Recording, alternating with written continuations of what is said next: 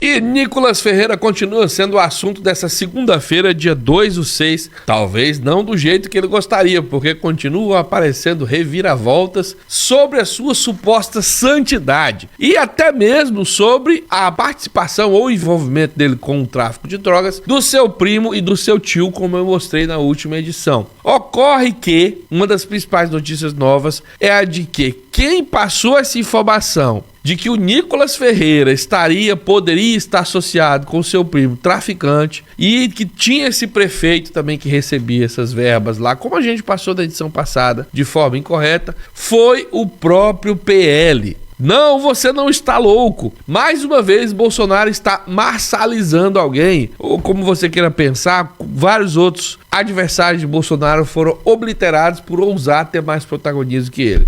Nicolas Ferreira andou falando por aí que tinha espaço nas redes sociais mais que todo mundo, inclusive Bolsonaro, e possivelmente Bolsonaro encomendou esse dossiê, que foi revelado meticulosamente no dia do aniversário de Nicolas. Eu vou mostrar para você, começando por isso, mas não apenas, eu vou mostrar para você a matéria vinda do próprio jornalista que divulgou as informações nas redes sociais, que deu o tal do furo, né? Depois, é claro, todos os portais repercutem. Diego Feijó, né? Ele é o jornalista para esse freelancer aí do TikTok. A gente já viu muita coisa dele por aí. Quem me enviou foi pessoal do PL. Eu falo pra ele, olha, quem me enviou foi pessoal do PL, um dia antes do seu aniversário à noite, e eu suponho, não posso ter certeza disso, que era por causa da sua postagem de que você era maior do que o Bolsonaro. Eu não tenho culpa que me enviaram isso dentro do PL. Tá? Então não vem achar que isso é coisa da esquerda. Você postou que você era maior do que o Bolsonaro e eu acho que o pessoal não gostou. Exatamente. Estão tentando de alguma maneira dar uma enfraquecida nele para o Bolsonaro continuar aqui, né? Para não ter ninguém. Assim, pode ser aliado, mas passou desse nível aqui é ameaça. Exatamente. Eu falo para ele, olha, isso, para nós que acompanhamos e conhecemos a trajetória de Bolsonaro, não é surpresa nenhuma. A única surpresa é que essa sabotagem em específico tenha vindo dele. Mas que ele é capaz de sabotar qualquer um, a gente sabe. Inclusive em pequenos gestos de empurrar as pessoas para trás. Rony, o que tem mais? Bem, o agora vereador eleito Pedro Rousseff, se você tá achando o nome familiar, é porque sim, ele é neto ou sobrinho da Dilma, se não me engano. Ele gravou um vídeo Nicolas Style desmentindo o Nicolas Ferreira, inclusive adicionando alguns dados apimentantes aí a essa história. E para você que eventualmente tenha perdido essa denúncia contra o Nicolas Ferreira, que caiu bombasticamente no dia do aniversário dele, você pode inclusive acompanhar, se atualizar a partir desse vídeo feito aqui pelo agora vereador eleito Pedro Rousseff. E se o nome Rousseff é familiar para você, sim, ele é parente da Dilma, se não me engano é neto ou é sobrinho, né? Eu esqueço essas coisas. Mas tá aí agora, ele se elegeu vereador e tá, além de recapitular todo esse esquema, a denúncia, o dossiê que foi exposto, mostrando algumas ligações estranhas do Nicolas com traficantes,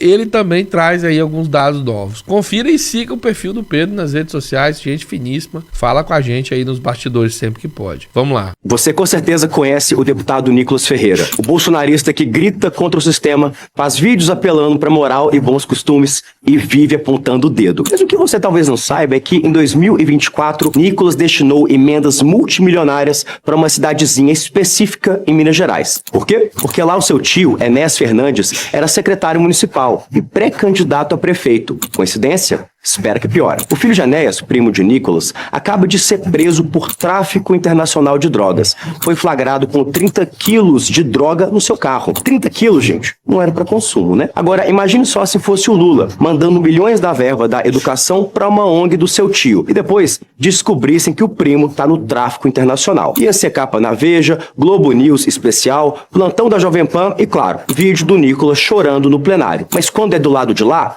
silêncio. Ninguém fala nada. E tem mais. Nicolas nasceu na Cabana do Pai Tomás, comunidade aqui de Belo Horizonte. E desde que virou deputado, começaram a surgir denúncias que uma facção evangélica, sim, você leu certo, evangélica, tomou conta da região. Eles usam a bandeira de Israel como símbolo e misturam tráfico de drogas com religião. Isso tem nome: narcopentecostalismo. É o tráfico que ora antes da execução, que batiza com fuzil em punho e que domina o território com Bíblia e bala. Coincidência? Pois em fevereiro desse ano, Nicolas Ferreira viralizou nas redes sociais com um vídeo distorcendo uma medida do governo. A medida não tinha objetivo de taxar o Pix, mas sim que os bancos combatessem a lavagem de dinheiro do crime organizado, como o tráfico de drogas. Acredite quem quiser, mas repare bem, uma fruta não cai muito longe do pé. E o Nicolas pode até bancar o herói da família tradicional, mas tudo ao seu redor cheira a esquema, tráfico e dinheiro mal aplicado. A gente precisa cobrar investigação, exigir transparência e principalmente não cair nesse papinho de salvador da pátria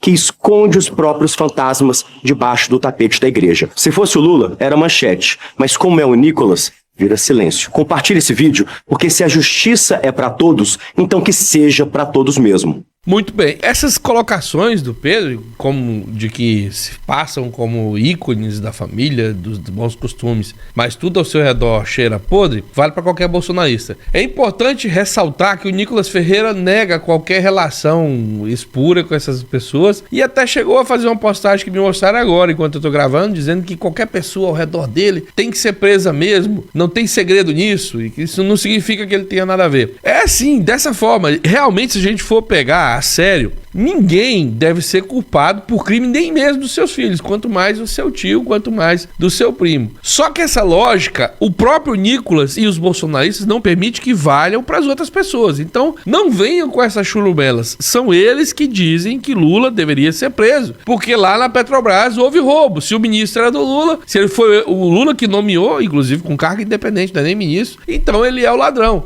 Não é o Nicolas que chama o Lula de ladrão até hoje por um roubo que aconteceu na Petrobras, que é uma empresa com CNPJ diferente do governo. Não é ele que, quando o roubo do INSS, no INSS, aconteceu no governo Bolsonaro, ele disse que o Lula é o culpado. Então, seu Nicolas, eu estou apenas sugerindo que você seja medido com as suas regras. E num caso bem diferente do caso do Lula, como é o seu caso, você mandava verbas em tonelada para o seu tio ser eleito. E você tá ali num claro favorecimento de um parente seu. Já foi até demonstrado em outros vídeos que proporcionalmente não faz nem sentido você mandar esse tanto de verba para aquela cidade. Você tem ligações com o seu primo, você tem vídeo dizendo que foi para rolê com o seu primo e que ele estava envolvido com gente que queria se entregar porque era criminoso.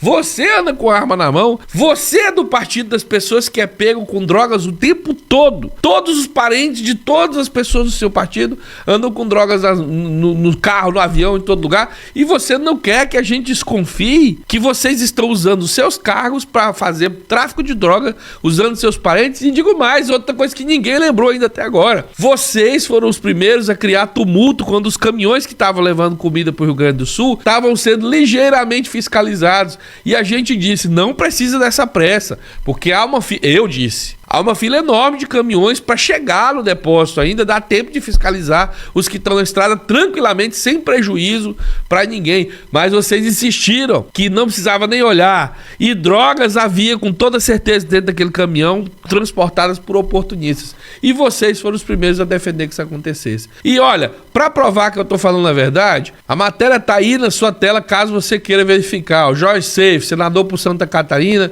conhecido por ir ao show da Madonna, a polícia já encontrou entorpecentes em fábricas de caminhões ligadas a ele. Tá satisfeito? Não, dá mais, a droga tava lá no carro do tio dela.